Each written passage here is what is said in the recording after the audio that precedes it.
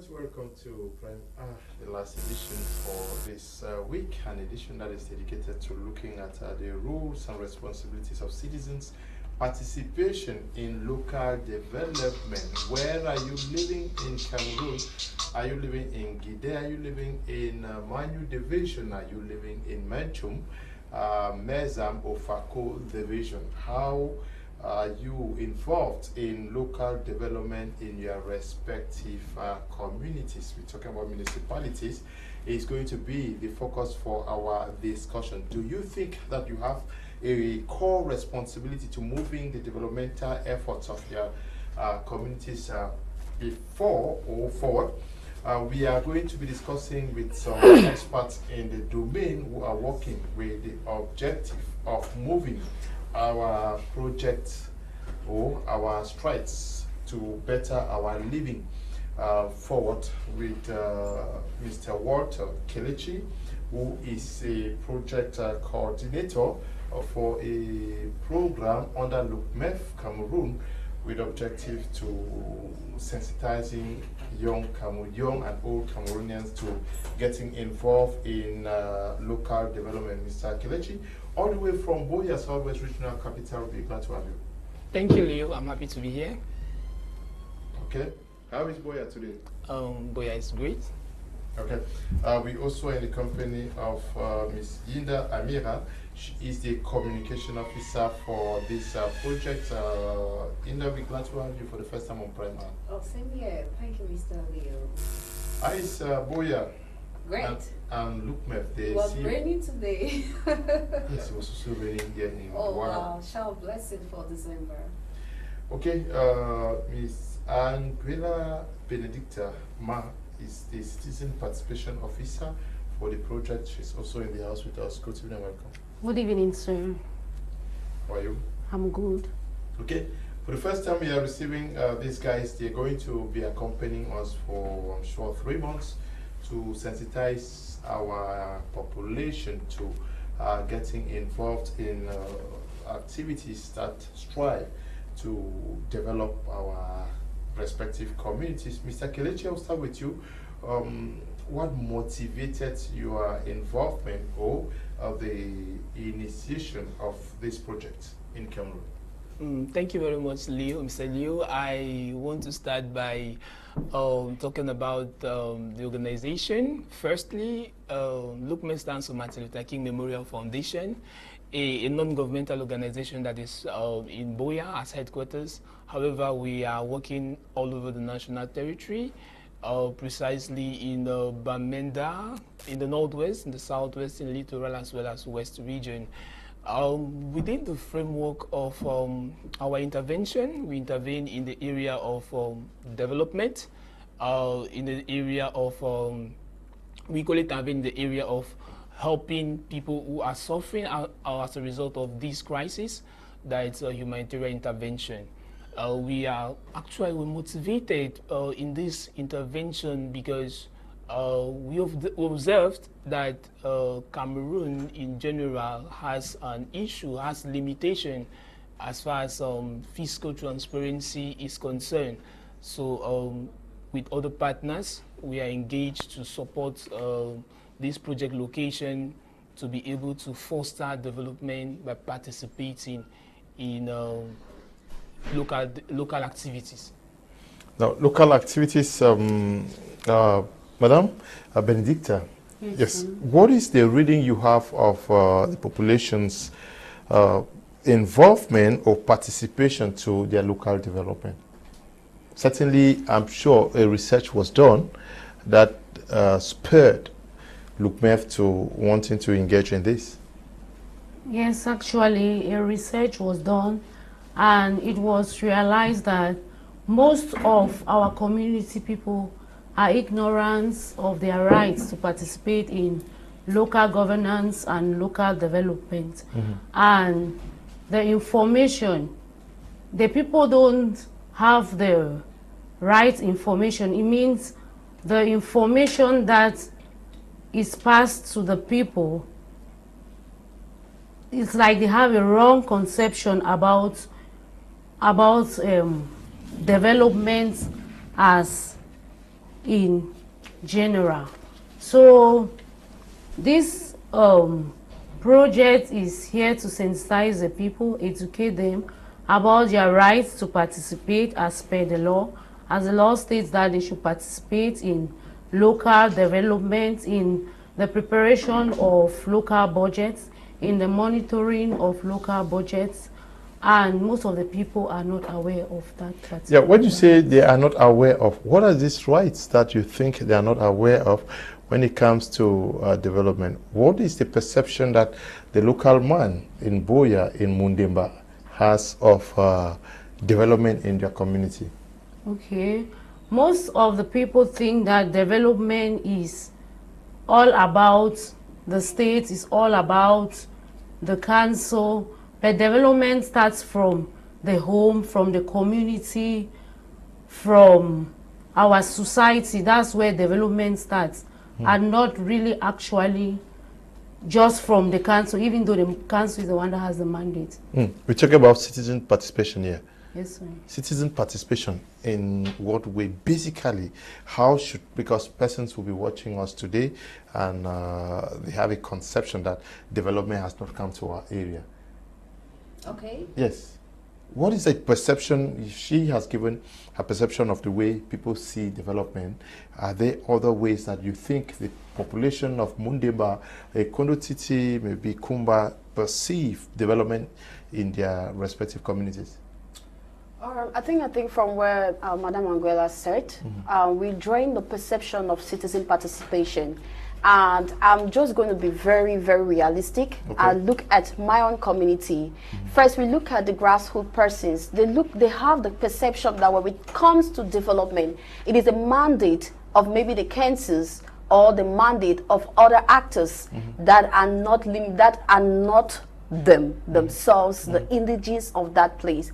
And if we want to look at it in that aspect, that means that every individual thinks that it is a responsibility, permit me to use in quote the government, responsibility to bring about development. Now we're focusing on the councils and we are saying that yes, it is, they are one of the developmental actors, but we as citizens, you and I as citizens do have a role to play. And drawing from Madam Angwela, I will say that you try to find out the rationale of this project. Now the rationale of this project, like I'll be highlighting, is the aspect of letting citizens know that they do have the right to participate in the development of their communities. Why am I saying so? Because a law was passed in December 24th precisely, which is the law number 2000, sorry, I'm not a lawyer, so I'm just trying to quote 2019/04 of December 24, 2019, like I mentioned. That was instituted as is, I think, the General Code of Regional and Local Authorities. And this section tells us that citizens do have the roles and responsibilities. They are also supposed to take leadership when it comes to the development of their communities, which is what most of us citizens are not aware. Now this project has come to bridge that gap. Yes, the councils or our municipal councils do have a responsibility to play, and we have our own responsibility to play, but on our own part we are not. I'm going to take an example, like look at the garbage, generally management of waste. It is us knowing that that waste should be managed by our various councils. But we also have our own responsibility at the end of the day. Our responsibility to go maybe will just be the fact that when we are going to dump our waste at the dump site, we shouldn't do it properly. That's our own role and responsibility. But perhaps a rational person will say like, hey, no, I'll do it anyhow after there are people who have to come and the councils are there to do. So what about your own part? So this is it. We have our own responsibility and the other developmental actors do have their own responsibilities. So this project comes to be that bridge between the two of us. Knowing fully well, yes, they do have, which another part of this project is that we've also sensitized and work with them. They also know, they already know their role, but we are just to enforce it. And then another part is for the citizens to know that, okay, you do have your part. That is why we are here. Mr. Keletchi, what would account for the fact that we all live in a community and then the roads are getting bad, and we even contribute in degrading these roads by burning tires on these roads? Maybe we even destroy some street lights and do lots of things and would not actually know that the development of our communities starts with us. from within the family, the quarter, and then the town, like she said, with us. Yes, Mr. Leo, I want to say that with regards to development, there's a lot of misconception at the level of our community. Yes, many people believe that development is the responsibility of the council. Yes, the responsibility of the council, but it starts from us within, from the level of our families, right up to communities. That development initiative has to come up from us. Therefore, we need to take responsibility. In our existing society, people have shifted responsibility to others, and that's why we see that many projects, many things are failing within our community. You see, even development actors go as far as putting in place structures that will enhance our standard of living, but we don't take that responsibility to manage them, which is why we are here as LUCMEF to raise this awareness among us that please come on, we need to engage in the building of our municipality. And if I may add, you gave a very clear example that if we are burning the tires of our neighborhood or the environment or destroying our street light, the very first thing we need to understand is that those street lights, we are the first consumers of that structure that's been placed.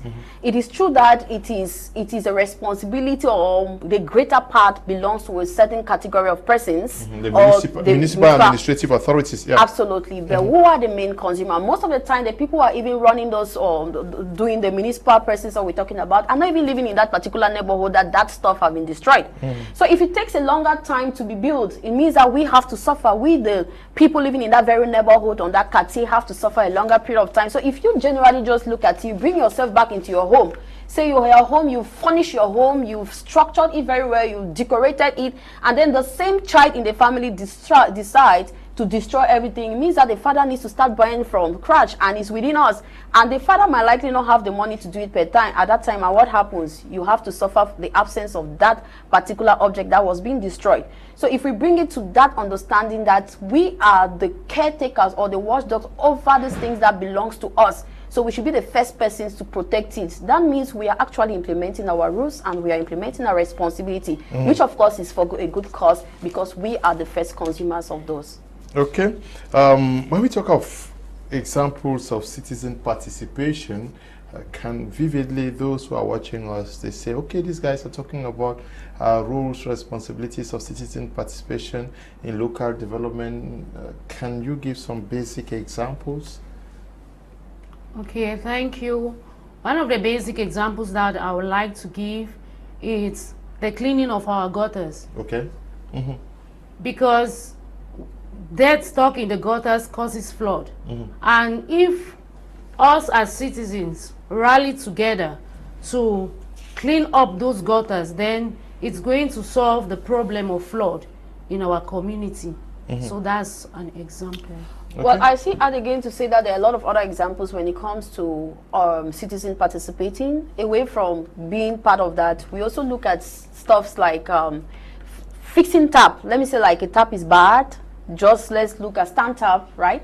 Stand taps, and then citizens have to participate to ensure that it is being fixed. Away from being that, talking about instead of waiting for the bureaucratic process that will go through the municipal, a person in the community can easily fix that. Oh, they can, a group or all the whole communities. I remember when we were growing up, that was very normal. We used to have a stand tap beside our house, and there are stuffs that when it gets bad, they'll move around and collect 50 francs, 100 francs, and then we get the head of the tap fixed. We also talk about generally cleaning of the tap, cleaning of areas of general public, of public consent areas. Why not even decide in a place where there is let's look at garbage. I'm really concerned about garbage because that one is disadvantages we cannot explain, the health effects. Sorry. So what about the fact that there is this waste garbage bin and it is not properly done, and then the citizens decide themselves to come and do all of that cleanup? So there are a lot of small examples that will, if time will permit, I could say, but I don't know. Yes. Okay, he wants Yes, to Mr. ask. Leo, I just want to bring our viewers to understand citizen participation itself, what it's all about. It's just a process in which individuals are called into decision making. They participate in the decision making process, and once they are in the decision making process, they take ownership of certain decisions, because when decisions are taken, they are the one who make suggestions to better their community. Therefore, let's look at practical examples in terms of participation. When we look at our communities, when we look at our areas, there are things that requires that we just voluntarily get as Involved. a team to solve the problem. Absolutely. For instance, we have issue of water, lack of water in our community, and stakeholders within that village says, okay, no, we can, before waiting for the probably development actors to come set in, let's contribute something. You don't stay behind and say, oh, that does not concern me, I'm not in the community, you just that kind of laissez-faire something, you are just at your own end. No, you get involved to ensure that your community, everybody feel at home in that community by participating. You can participate financially, you can participate by giving your own, by giving your skills, or physically you are present there to support, emotionally also for people to work and give out productive outcome. Mr. Keletchi, I want to say that there is an example of what we just saw when we're driving to Douala. When we're coming, there were potholes, and there's this guy who has done his thing, got stones to fill it so that we can have history movement. So those are still aspects of citizen participation. I also look at maybe there is a particular community and around the area is bushy, and then because of that there is there's a risk of theft, there's risk of rape and all of that, and the communities decide that no, because of this, even though there is no street light or something, because of this, what should we do? We should clear down so that places will be clear and bright, and it shouldn't be dangerous. I mean, those are just small aspects of citizen participation. So there's just a lot, and it's just evident in front of us. It's true that we might be making this sensitization and people feel like no work has actually been done. We must say that there are still some persons who have really understood that they need to put in, they have been doing this work generally. But when we are talking is that many persons should understand that it's not the responsibility of just one person, it's a responsibility of each and every one of us to ensure that we actually participate to see that the development we are yearning for come to reality in our own little way. In our own little way. Now, we are looking at examples where persons can take part as agents of development in our respective communities. Do we need to go to school, have big book? I say a degree holder, maybe we must be an engineer, we must be a nurse because we've not been to school, so we are not also having that opportunity to develop our communities? Is it limited to the literate class? No, to me, to the best of my understanding, it's not limited to school, because you can provide skilled labor, like cleaning of the environment. You don't need to go to school to clean your environment. Digging of the gutters, you don't need to go to school to dig the gutters. There are different contributions that you can make that will foster development without any educational background. Yes, just to step in to what my colleague just said, when you look at citizen participation, it's a whole package. It's a whole package, and it's about both the skilled and unskilled persons are involved. Now, we really appreciate when people, no matter how little their contribution is still contribute to improve development within their municipality, within their community, within their villages. So therefore, it's not limited to the skilled person, not limited to the educated person. It's about a person who is a member of that community participating to foster development in their villages. Okay, foster development in their villages. Now, how do we coordinate members of our communities to be agents of development? Should they be brought into NGOs, into civil society organizations? How do we do this? How do we sensitize them? Is it by talking on TV now? Or one of the ways is talking on TV now? Yes, Mr. Ali, I think sensitization should start at the level, at the community level. Not so the people feel free when they are closer to their chiefs, to their quarter heads. These people are, yes, the councillors, of course. These people are they are responsible to transfer information to their subjects. Therefore, when they get a lot of exposure, they attend meetings, they attend programs, they have the responsibility, the mandate to get back to the citizens and hold meetings with groups, women groups, youth groups, and inform them and educate them based on what they have heard, probably in one of the meetings that they have participated. So it's about you as an individual looking for the information, you as a responsible stakeholder in that area. When you get this information, you disseminate them and you ensure that it gets to the right quarters. Yes, but is this project also about telling people that